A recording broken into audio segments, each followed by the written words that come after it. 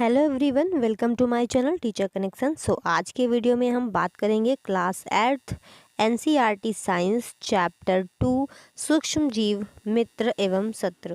तो ये आज का जो हमारा वीडियो है, आज की जो क्लास है तो ये जो हमारा पार्ट है, ये हमारा पार्ट 3rd है। अब तक हमने इस चैप्टर के कुछ टॉपिक 2 पार्ट में कंप्लीट किए हैं। ये जो हमारी एनसीईआरटी साइंस है, ये सीटेट पेपर 2 के लिए बहुत बहुत ज़्यादा इम्पॉर्टेंट है। तो इन वीडियोस को आप पूरा देखिए। अगर आपने क्लास 7th एनसीईआरटी या क्लास 6 एनसीईआरटी की प्लेलिस्ट नहीं देखी है अभी तक, दोनों ही बुक को कंप्लीट डिस्कस किया है। साथ में लास्ट में एक समरी वीडियो भी बनाया है। तो उन सारी वीडियोस को, उन सारी क्लासेस को आप ज़रूर देखिए। आपको जो लिंक है वो डिस्क्रिप्शन बॉक्स में मिल जाएगा। अपने सीटेट एग्ज़ाम को और अच्छे से और अच्छे मार्क्स से क्लियर करने के लिए इन क्लासेस को ज़रूर देखिएगा। तो चलिए स्टार्ट करते हैं। आज का कौन सा टॉपिक है, सूक्ष्म जीव के बारे में आज जानते हैं। तो आज के जो हमारा टॉपिक है वो है मिट्टी की उर्वरता में वृद्धि। तो आज हम मिट्टी की उर्वरता के बारे में पढ़ेंगे।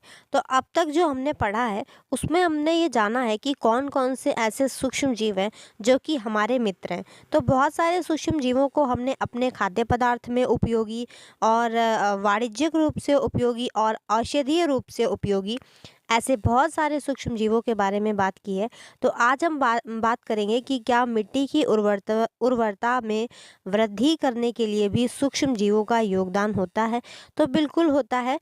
कुछ जीवाणु या नीले हरे शैवाल ऐसे होते हैं जो वायुमंडलीय नाइट्रोजन का स्थिरीकरण करते हैं। इस प्रकार मृदा में नाइट्रोजन का क्या होता है, संवर्धन होता है। जो नाइट्रोजन की मात्रा है वो मृदा में बढ़ती है और उसकी उर्वरता में वृद्धि होती है। इसे सामान्यतः हम जैविक नाइट्रोजन स्थिरीकारक बोलते हैं। इसके साथ साथ एक जो जीवाणु होता है जिसका नाम है राइजोबियम, जो कि दलहनी फसलों के लिए उपयोगी होता है, उसका कार्य भी यही होता है पौधों में। तो ये जो नीले हरे शैवाल हैं, इनको हम बोलते हैं साइनोबैक्टीरिया। नाइट्रोजन स्थिरीकारक साइनोबैक्टीरिया एक नीला हरा शैवाल। तो इस तरीके की इनकी आकृति या संरचना होती है। तो मिट्टी की उर्वरता में भी हमारे जो मित्र सूक्ष्म जीव हैं उनका योगदान है। अब हम जानते हैं क्या पर्यावरण की शुद्धि में भी इन सूक्ष्म जीवों का योगदान है। तो बिल्कुल है। आपने देखा होगा कि जो घर बगीचा से जो पत्तियां ली जाती हैं, फल सब्जियों का जो कचरा है उसको एक गड्ढे में डाला जाता है और कुछ समय के बाद जब ये कचरा विघटित हो जाता है, इसका अपघटन हो जाता है, तो ये खाद में परिवर्तित हो जाता है। तो ये किस तरह से होता है, इसके लिए एक क्रियाकलाप भी दिया गया है। तो ये क्रियाकलाप एग्ज़ाम में पूछे जाते हैं, इसीलिए इनको पढ़ना भी ज़रूरी है। अब हम वही चीज़ें डिस्कस करेंगे जो डायरेक्ट हमारे एग्ज़ाम में आती हैं। तो चलिए देखते हैं। हमें ए और बी दो गमले लेने हैं और दोनों को मिट्टी से आधा भरना है। गमला जो ए है उसमें हमें पौधों का कचरा भर देना है, जैसे सब्जी के छिलके वगैरह जो कचरा होता है उसको भर देना है। और जो गमला हमारा बी है उसमें हम पॉलीथीन की थैली, कांच और खाली बोतल, प्लास्टिक के टूटे खिलौने ये भर देंगे।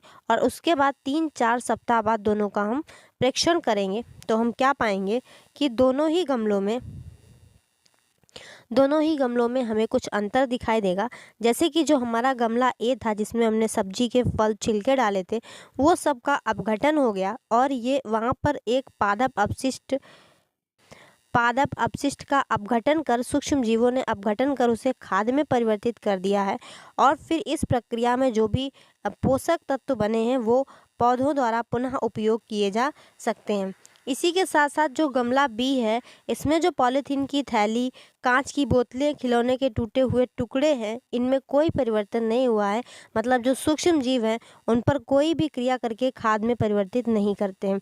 अक्सर आपने देखा होगा कि बड़ी मात्रा में मृत जीवों को सड़ते हुए पादप व कभी कभी सड़ते हुए जंतुओं के रूप में भी देखते हैं। कुछ समय बाद वह विलुप्त हो जाते हैं। और इसका मुख्य कारण है कि सूक्ष्म जीव मृत जैविक अवशिष्ट का अपघटन करके उन्हें सरल पदार्थों में परिवर्तित कर देते हैं। यह पदार्थ अन्य पौधों एवं जंतुओं द्वारा पुनः उपयोग में लाए जाते हैं। तो इस प्रकार जो सूक्ष्म जीव हैं वो पर्यावरण की सफाई करते हैं। इसमें जो भी हानिकारक दुर्गंध युक्त पदार्थ हैं उनका निम्नीकरण करने के लिए हम सूक्ष्म जीवों का उपयोग करते हैं और पर्यावरण का शुद्धिकरण करते हैं या पर्यावरण को शुद्ध करते हैं। तो अब तक हमने जो बात की है वो की है मित्र सूक्ष्म जीवों की। अब जो हम बात करेंगे वो हानिकारक या शत्रु सूक्ष्म जीवों की बात करेंगे कि ये किस तरीके से हम जीव जंतु और मनुष्यों को हानि पहुंचाते हैं। तो हानिकारक सूक्ष्म जीव क्या करते हैं? कुछ सूक्ष्म जीव ऐसे होते हैं जो मनुष्य, जंतुओं एवं पौधों में रोग उत्पन्न करते हैं। रोग उत्पन्न करने वाले ऐसे सूक्ष्म जीवों को हम रोगाणु कहते हैं या रोगजनक बोलते हैं। कुछ सूक्ष्म जीव भोजन, कपड़े एवं चमड़े की वस्तुओं को संदूषित कर देते हैं। ऐसे कौन कौन से सूक्ष्म जीव हैं जो कपड़ों को संदूषित करते हैं? मनुष्य में रोग कारक सूक्ष्म जीव। मनुष्य में रोग उत्पन्न करने वाले सूक्ष्म जीव श्वास द्वारा, पेयजल के द्वारा, भोजन द्वारा हमारे शरीर में प्रवेश करते हैं। संक्रमित व्यक्ति अथवा जंतु के सीधे संपर्क में आने पर भी रोग का संचरण हो सकता है। तो जो हानिकारक सूक्ष्म जीव होते हैं ये हमारी सांस के द्वारा, हमारे भोजन के द्वारा और हमारे पेयजल के द्वारा या किसी भी संक्रमित व्यक्ति के संपर्क में आने से, किसी संक्रमित जंतु के संपर्क में आने से रोग का संचरण होता है, मतलब रोग फैलता है एक से दूसरे में। कुछ सूक्ष्म जीवों द्वारा होने वाले ऐसे रोग जो एक संक्रमित व्यक्ति से स्वस्थ व्यक्ति में वायु, जल, भोजन अथवा कायिक संपर्क द्वारा फैलते हैं। तो इन्हें हम संचरणीय रोग कहते हैं या इन्हें हम संचारी रोग भी कहते हैं। इस प्रकार के रोगों के कुछ उदाहरण हैं जैसे हैजा, सामान्य सर्दी जुकाम, चिकन पॉक्स एवं क्षय रोग। तो ये जो रोग हैं ये संचारी रोग हैं जो कि संक्रमित व्यक्तियों के सीधे संपर्क में आने से फैलते हैं। जब जुकाम से पीड़ित कोई व्यक्ति छींकता है तो सूक्ष्म बूंदों के साथ हजारों रोग कारक वायरस, विषाणु भी वायु में आ जाते हैं। जब वायरस श्वास के साथ ली जाने वाली वायु के साथ हमारे शरीर में प्रवेश कर जाते हैं तो क्या होता है, कुछ कीट एवं जंतु ऐसे भी हैं जो रोग कारक सूक्ष्म जीवों के रोग वाहक का कार्य करते हैं। तो जब भी जो वायु में जो छींकने की वजह से जो सूक्ष्म वायरस है वो जो वायु के संपर्क में आते हैं तो जब भी हम सांस लेते हैं तो वो स्वस्थ व्यक्ति के अंदर जाता है और उसे भी जुकाम हो जाता है। तो यही सूक्ष्म जीव क्या होते हैं, रोग वाहक होते हैं। घरेलू मक्खी एक उदाहरण है जो कि किसका रोग वाहक का कार्य करती है। मक्खी कूड़े एवं जंतु अपशिष्ट पर बैठती है, रोगाणु उसके शरीर से चिपक जाते हैं। जब मक्खी बिना ढके भोजन पर बैठती है तो रोगाणु का स्थानांतरण संभव है।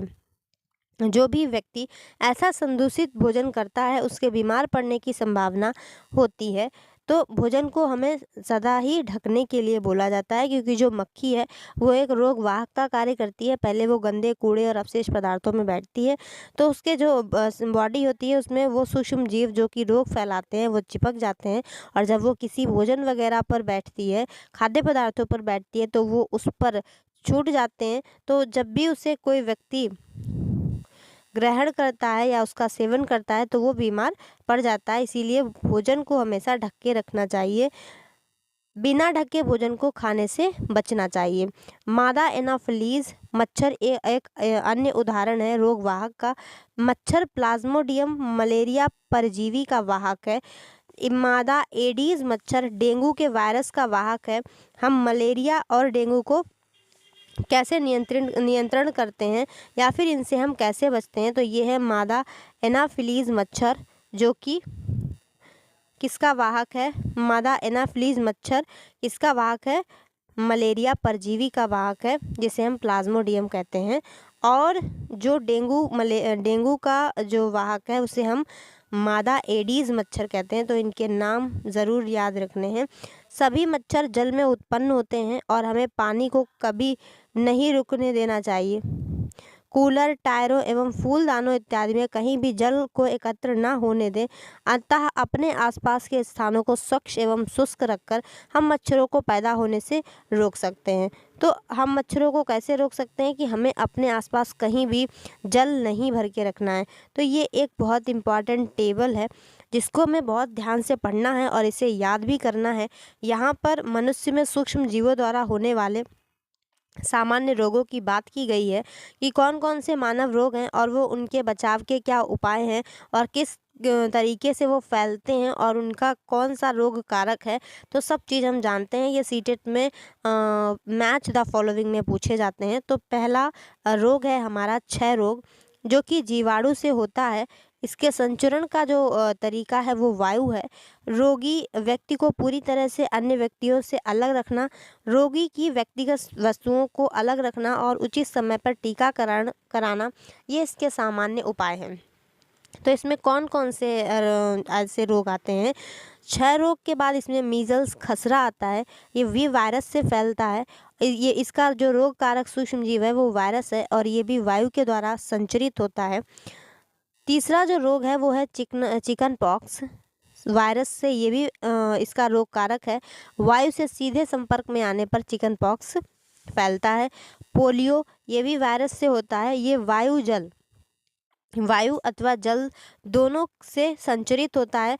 तो इन सभी रोगों में क्षय रोग, खसरा, चिकन पॉक्स, पोलियो, ये संचारी रोग हैं। इन सभी रोगों में रोगी को पूरी तरह से अन्य व्यक्तियों से अलग रखा जाता है और रोगी की व्यक्तिगत वस्तुओं को अलग रखा जाता है और उसको टीकाकरण करके बचाव किया जाता है। नेक्स्ट जो है हमारा वो है हैजा। ये जीवाणु से फैलता है या इसका रोग कारक जीवाणु है। ये जल या भोजन से फैलता है। व्यक्तिगत स्वच्छता एवं अच्छी आदतों को अपनाना, भली भांति पके भोजन, उबला पेयजल एवं टीकाकरण इसके बचाव के उपाय हैं। स्वच्छता की आदत हैजा और टाइफाइड के लिए ज़रूरी है।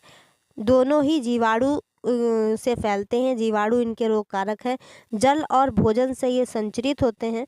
तो स्वच्छ जल और स्वच्छ भोजन का उपयोग करके हम इनसे अपना बचाव करते हैं।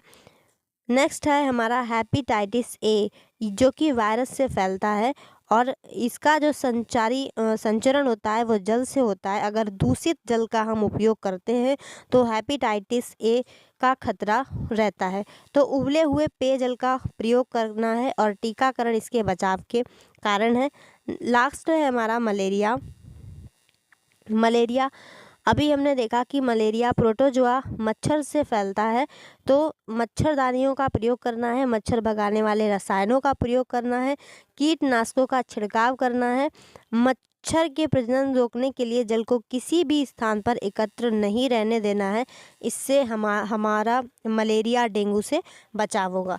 तो ये टेबल बहुत ही इम्पॉर्टेंट है जो कि सीटेट में मैच द फॉलोइंग करके पूछी जाती है। इसको याद करना ज़रूरी है। नेक्स्ट देखते हैं, मनुष्य में होने वाले कुछ सामान्य रोग हैं और उनसे फैलने के कुछ उपाय हैं जो कि हमने पढ़ लिए हैं। अब हम नेक्स्ट देखते हैं। अभी हमने बात की मनुष्यों की, अब हम बात करते हैं कि कुछ जो शत्रु सूक्ष्म जीव होते हैं वो जंतुओं को भी परेशान करते हैं। मतलब जंतुओं में रोग कारक जीवाणु होते हैं। अनेक सूक्ष्म जीव केवल मनुष्य या पौधों में ही रोग के कारक नहीं होते हैं, बल्कि वे जंतुओं में भी रोग के कारक होते हैं। तो यहाँ पर एक वैज्ञानिक है, रॉबर्ट कोच, जिन्होंने 1876 में बैसिलस एंथ्रेसिस नामक जीवाणु की खोज की, जो एंथ्रेक्स रोग का कारक है। तो ये एंथ्रेक्स क्या होता है, जंतुओं में भी रोग उत्पन्न करते हैं। उदाहरण के लिए एंथ्रेक्स एक बीमारी है जो मनुष्य द्वारा मवेशियों में फैलने वाला भयानक रोग है जो जीवाणु द्वारा फैलता है। गाय में खुर एवं मुंह का रोग वायरस से होता है। तो एंथ्रेक्स एक ऐसी बीमारी है जो कि मनुष्यों एवं मवेशियों में होने वाला भयानक रोग है जो जीवाणु द्वारा होता है। गाय में खुर एवं मुंह का रोग भी जो है वो वायरस से होता है। अब हम देखते हैं पौधों में रोग उत्पन्न करने वाले सूक्ष्म जीव। अनेक सूक्ष्म जीव ऐसे हैं जो गेहूं, चावल, आलू, गन्ना, संतरा, सेब इन सभी पौधों में रोग के कारक होते हैं। रोग के कारण फसल की उपज में कमी आ जाती है। कुछ पादप रोग हैं। कुछ रसायनों का प्रयोग करके इन सूक्ष्म जीवों पर हम नियंत्रण पा सकते हैं। तो अब हम देखते हैं कि पौधों के कौन कौन से रोग हैं। सूक्ष्म जीवों द्वारा पौधों में होने वाले कुछ सामान्य रोग। पादप रोग है नींबू कैंकर, जो फैलता है जीवाणु से। इसके संचरण का तरीका है वायु। नींबू कैंकर है पादप का रोग। गेहूं की रस्ट, ये भी एक गेहूं का रोग है जो कि कवक सूक्ष्म जीव से होता है। वायु एवं बीज द्वारा ये फैलता है। भिंडी की पीत, ये भी एक पादप रोग है जो कि वायरस से होता है और इसका वाहक या इसका संचरण का तरीका कीट है। तो ये भी हमें याद करने हैं, ये भी सीटेट में पूछे जाने हैं। तो ये टेबल्स तो हमें याद करनी ही है। आगे देखते हैं खाद्य विषाक्तन, फूड पॉइजनिंग, मतलब ऐसा खाना जो कि हमारे लिए विष के समान हो जाए। तो ये इसमें भी सूक्ष्म जीवों का ही योगदान है। तो ये वाले जो सूक्ष्म जीव है ये हैं शत्रु सूक्ष्म जीव। तो देखते हैं, जब भी हम कुछ भी खाना खाएं और उसके बाद हमें उल्टी होने लगे तो फिर उसमें जो खाना है वो, इसका मतलब है वो खाद्य पदार्थ विषाक्त हो गया है, इसी के कारण हमें उल्टी हो रही है। तो सूक्ष्म जीवों के द्वारा संदूषित भोजन करने से खाद्य विषाक्तन हो सकता है। हमारे भोजन में उत्पन्न होने वाले सूक्ष्म जीव कभी कभी विषैले पदार्थ भी उत्पन्न करते हैं या भोजन को विषाक्त बना देते हैं, जिसके सेवन से व्यक्ति भयंकर रूप से रोगी हो सकता है अथवा कभी कभी उसकी क्या हो सकती है, मृत्यु भी हो सकती है। अतः यह आवश्यक है कि हम भोजन को संदूषित होने से बचाएं। तो इसके आगे के टॉपिक जो हैं वो हम नेक्स्ट वीडियो में देखेंगे, नेक्स्ट पार्ट में देखेंगे। आज के सभी टॉपिक और ये टेबल्स अच्छे से रिवाइज कीजिए, पढ़िए और इनको अच्छे से याद रखना है, क्योंकि सीटेट एग्ज़ाम में ये सब कुछ डायरेक्ट यहीं से एनसीईआरटी की बुक से पूछा जाता है। तो अगर आपने हमारी जो पिछले पार्ट है, पार्ट 1 और पार्ट 2 चैप्टर 2 का अगर नहीं देखा है क्लास 8 एनसीईआरटी का, तो उसका जो लिंक है वो आपको डिस्क्रिप्शन बॉक्स में मिल जाएगा। तब तक के लिए थैंक्स फॉर वॉचिंग, मिलते हैं नेक्स्ट वीडियो में।